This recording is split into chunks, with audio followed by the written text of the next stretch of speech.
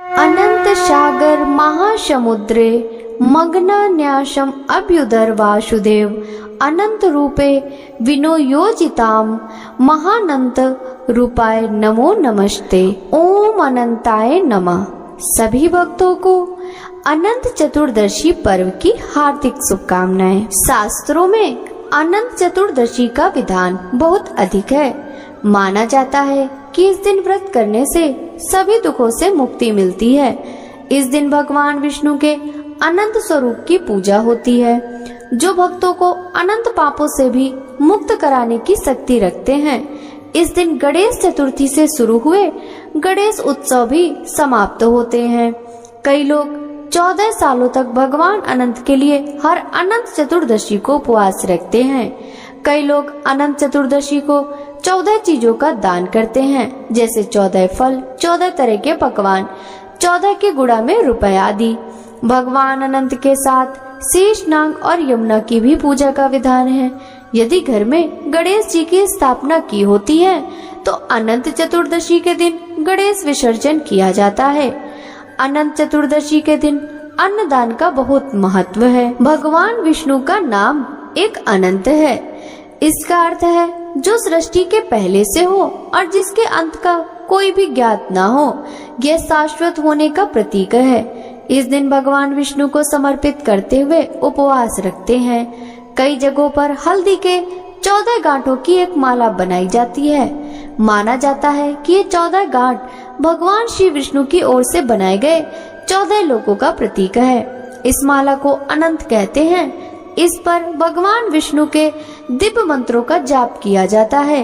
इसे 14 दिन बांध कर रखा जाता है। अनंत चतुर्दशी के दिन सुबह जल्दी उठकर स्नान करें। भगवान अनंत यानी भगवान विष्णु के सामने व्रत का संकल्प लें। हल्दी कुमकुम के साथ सूती धागे से 14 गांठ वाला युक्त एक माला बनाएं। कई जगह इस माला में हल्दी की गांठ पिरोई जाती है।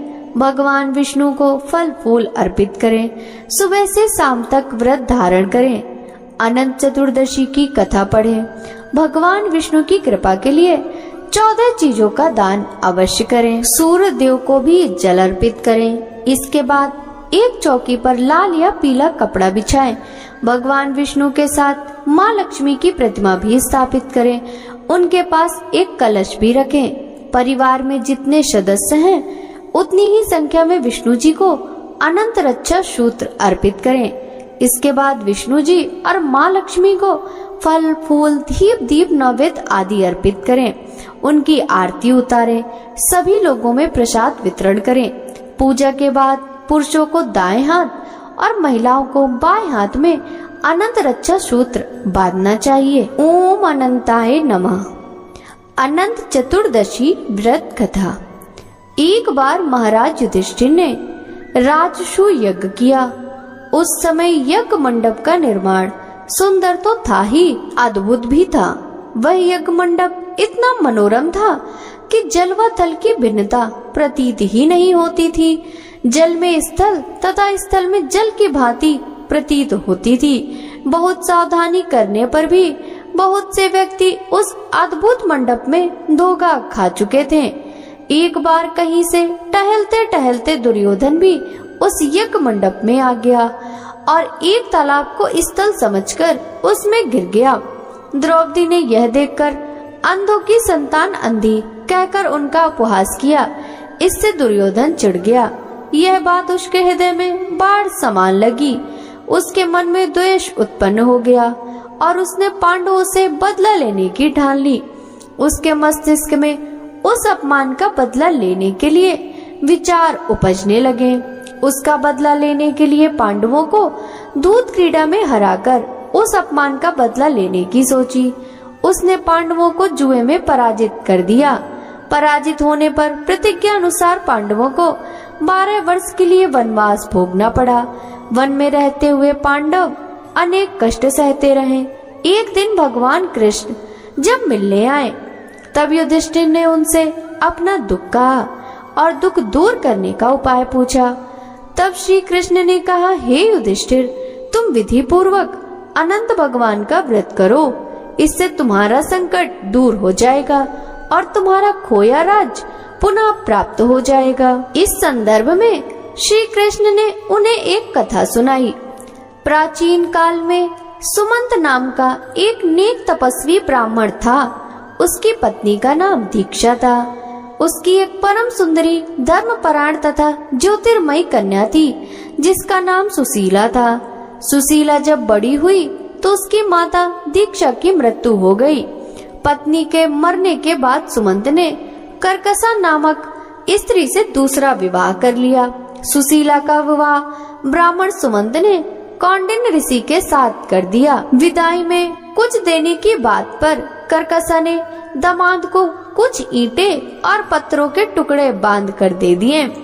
कौंडिन्य ऋषि दुखी हो अपनी पत्नी को लेकर अपने आश्रम की ओर चल दिए, परंतु रास्ते में ही रात हो गई। वे नदी तट पर संध्या करने लगे। सुशीला ने देखा वहाँ पर बहुत सी स्त्रियां सुंदर वस्त्र धारण कर किसी देवता की पूजा कर रही थी। सुशीला के पूछने पर उन्होंने विधि पूर्वक अनंत व्रत की महत्वता बताई। सुशीला ने वहीं उस व्रत का अनुष्ठान किया और 14 गांठों वाला डोरा हाथ में बांधकर ऋषि कौंडिन्य के पास आ गई। कौंडिन्य ने सुशीला से डोरे के बारे में पूछा तो उसने सारी बात बता दी। उन्होंने डोरे को तोड़कर अग्नि में डाल दिया। इससे भगवान अनंत जी का अपमान हुआ। परिणामतः ऋषि कौंडिन्य दुखी रहने लगे। उनकी सारी संपत्ति नष्ट हो गई। इस दरिद्रता का उन्होंने अपनी पत्नी से कारण पूछा तो सुशीला ने अनंत भगवान का डोरा जलाने की बात कही। पश्चाताप करते हुए ऋषि कौंडिन्य अनंत डोरे की प्राप्ति के लिए वन में चले गए। वन में कई दिनों तक भटकते भटकते निराश होकर एक दिन भूमि पर गिर पड़े। तब अनंत भगवान प्रकट होकर बोले, हे कौंडिन्य, तुमने मेरा तिरस्कार किया था, उसी से तुम्हें इतना कष्ट भोगना पड़ा। तुम दुखी हुए, अब तुमने पश्चाताप किया है, मैं तुमसे प्रसन्न हूँ। अब तुम घर जाकर विधि पूर्वक अनंत व्रत करो। 14 वर्ष पर्यंत व्रत करने से तुम्हारा दुख दूर हो जाएगा। तुम धन दान से संपन्न हो जाओगे। कौंडिन्य ने वैसा ही किया और उन्हें सारे क्लेशों से मुक्ति मिल गई।